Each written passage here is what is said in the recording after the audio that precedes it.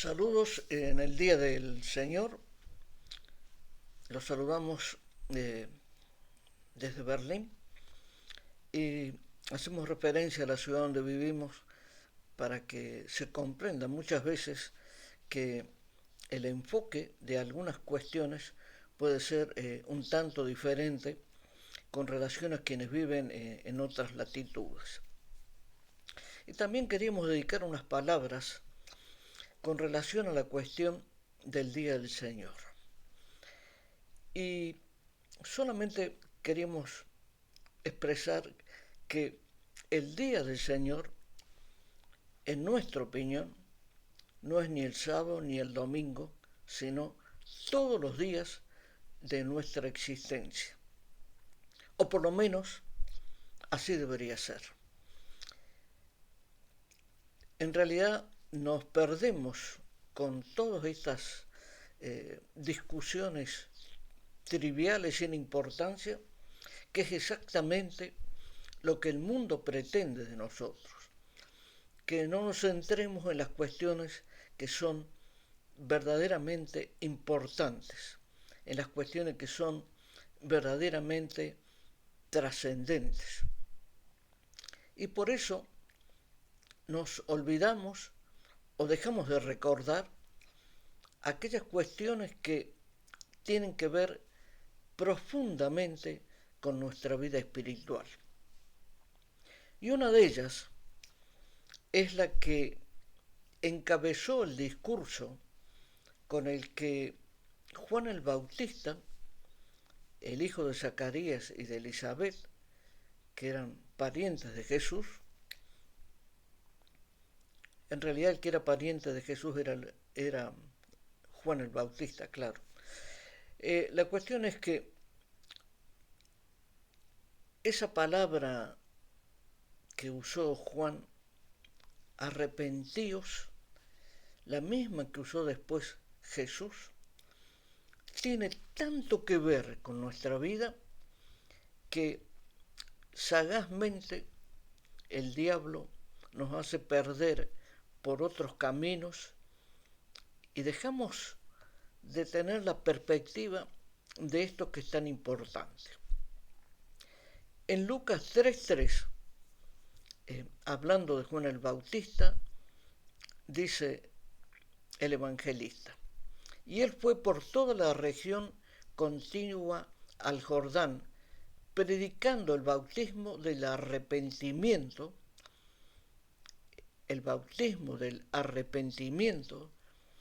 para perdón de los pecados. Y también es necesario que recordemos cuántas veces nos sentimos frustrados porque nuestro mensaje llegue a muy pocas personas o directamente no llega a nadie. Y en el Evangelio Lucas cita a Isaías 40, 3, 5 a propósito de Juan el Bautista. Y dice Isaías: voz que clama en el desierto, preparad camino a Jehová, enderezad calzadas en la soledad a nuestro Dios. Todo valle sea alzado y bájese todo monte y collado, y lo torcido se enderece y lo áspero se allane. Y se manifestará la gloria de Jehová, y toda carne juntamente la verá, porque la boca de Jehová ha hablado. Y es en ese sentido, en escuchar la palabra del Señor, es que nos permitimos recordar qué es lo que, o tratar de recordar qué es lo importante de lo que no tiene valor, de lo que es trivial y que no nos lleva a nada. Hablando de llevar, ¿qué significa el arrepentimiento? Isaías lo dice, nos lleva al perdón de los pecados. Y es tan importante esta cuestión del perdón de los pecados que si nosotros nos detenemos un momento a pensar, nos vamos a dar cuenta que es la clave de nuestra vida. El arrepentimiento nos lleva al perdón de los pecados, porque solamente si nos arrepentimos, la gracia del Señor estará sobre nuestra vida y nuestros pecados serán perdonados. Del mismo modo que nuestras deudas serán perdonadas y a la vez serán perdonadas las deudas de nuestros deudores. Es decir, es como si estuviéramos limpiando el camino, como si estuviéramos limpiando nuestra vida. El arrepentimiento también nos libra de la carga del pasado. ¿Cuántas veces se ha hecho la alegoría de la mochila con la pesada carga? Y esa carga solamente puede ser quitada de nuestra vida con el arrepentimiento. También el arrepentimiento nos libera de la esclavitud del dinero. Y esto que parece una cuestión menor, incluso hasta puede llegar a parecer un juego de palabras. Sin embargo, cuando estamos hablando del dinero y de la esclavitud del dinero, tenemos que pensar que en el mundo todo gira en torno al dinero. Se queja el que no lo tiene y también se queja el que tiene mucho. ¿Por qué? Porque el que no tiene no se da cuenta que es su vida, su forma de vivir, lo que le falta, supuestamente, es lo que el mundo le dice que le falta. Pero cada uno de nosotros tiene lo que a Dios le parece conveniente que tenga. Por lo tanto, no se trata de conformarnos, como dice Pablo. Se trata de aceptar como es la realidad que Dios tiene para nuestra vida. La forma de vivir que Dios determina a través del dinero para nuestra vida. Entonces aceptemos, si tenemos poco, que eso es la medida que Dios tiene para nosotros.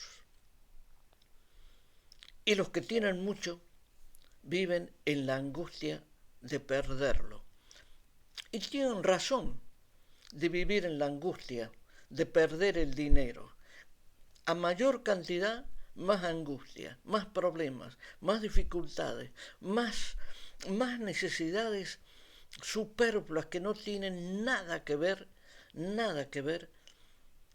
con lo verdadero, con la vida eterna.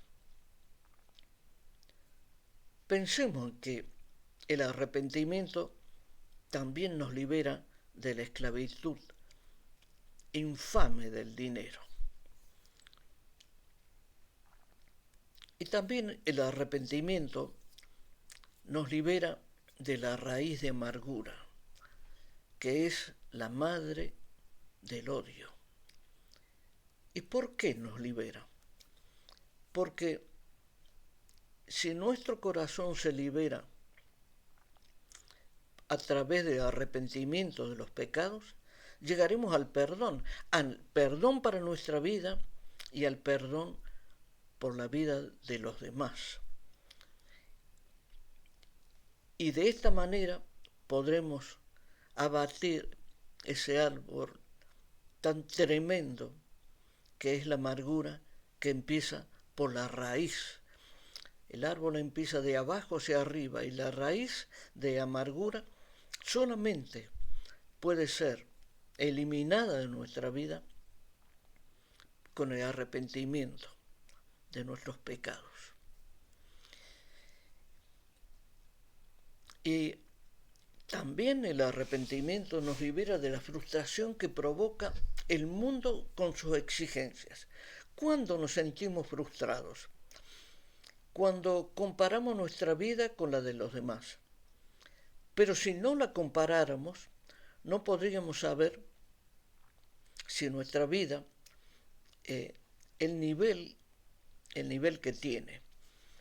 Yo recuerdo una de las cosas más bonitas que me han ocurrido en la vida, fue hace muchos años, en una ciudad de Brasil, que iba con una pareja de amigos. Entonces nos bajamos del auto, de la esposa de mi amigo y yo, a pesar de que, y él se quedó en el coche porque tenía miedo de bajarse. Pero todo es una cuestión de actitud. Y cuando nos bajamos, vimos que estaba sentado en una calle de tierra, sentado en lo que sería el cordón de la acera, había un niño de unos 7, 8 años, que estaba con una lata de refresco en la mano, vacía por supuesto, y un palito. Y con ese palito él estaba haciendo música. Y fue impresionante porque yo no me acuerdo muy bien de la música o del ritmo que llevaba, no me acuerdo. Pero sí recuerdo la cara de alegría que ese niño tenía, la cara de satisfecho. Él estaba contento con su vida.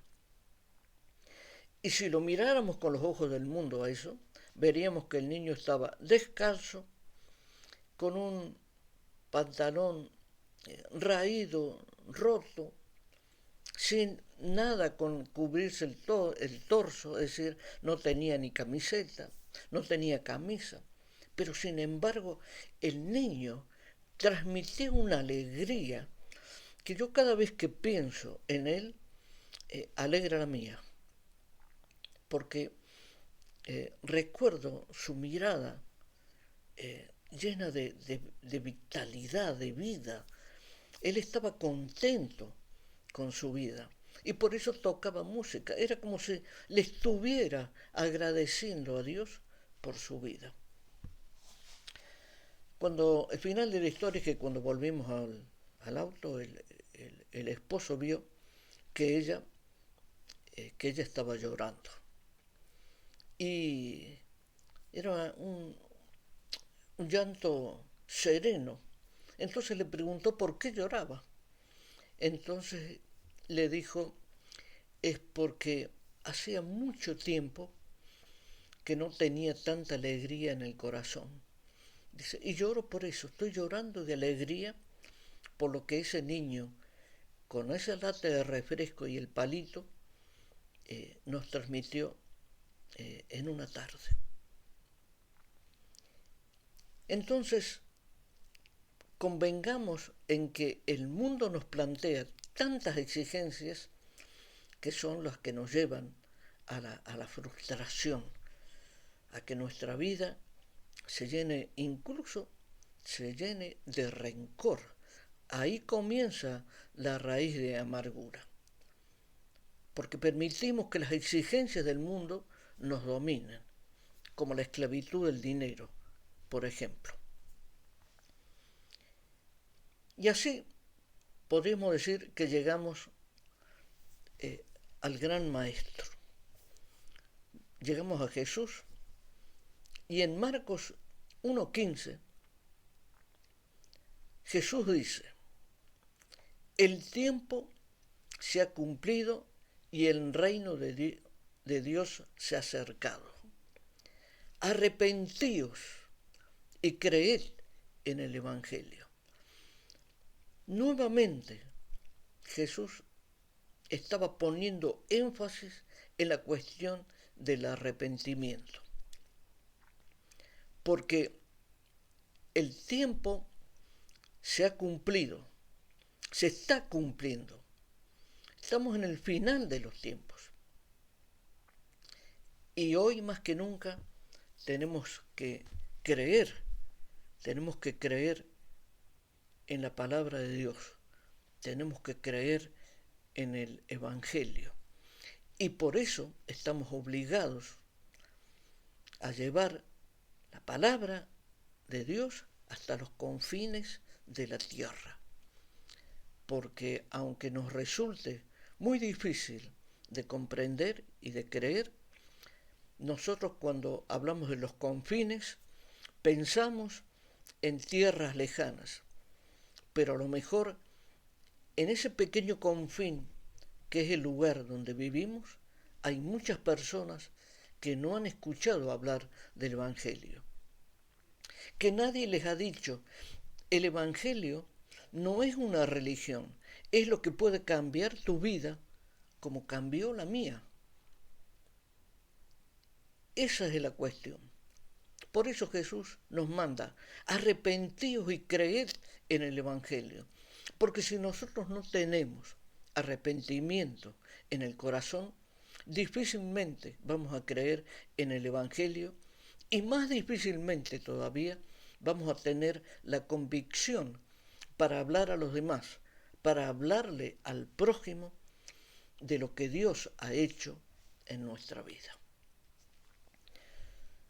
Por eso, amados hermanos, queridos amigos, pensemos que hoy, este día, debe ser el primer día de un nuevo tiempo para nuestra existencia.